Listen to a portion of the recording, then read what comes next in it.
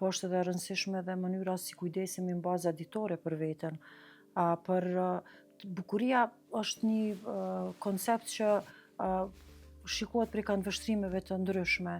Domethënë, nuk është një njeri i bukur vetëm në pamjen fizike, po është edhe se si ndihet, edhe energjinë që e ka, aurën rreth vetes që e reflekton, e ajo vjen me kujdesin ditor, mënyra se si ushqehemi, se si jemi në harmoni me vetveten, ushtrimet, pastaj edhe komunikimi me njerëz që i rrethojmë, që rrethohemi. Do këto ndikojnë në ato se si e reflekton ti vetveten edhe pamjen tënde. Pra, po mendon që është reflektu tek shoqëria më shumë edhe një ndërgjegjësim që po e kuptojnë që bukuria vjen prej brenda?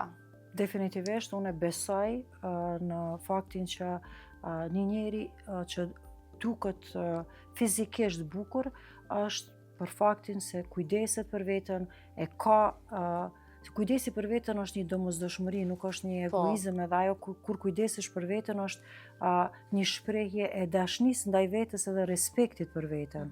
E në momentin kur i ke këto për veten, ke atëherë mjaftueshëm i jep edhe të tjerëve.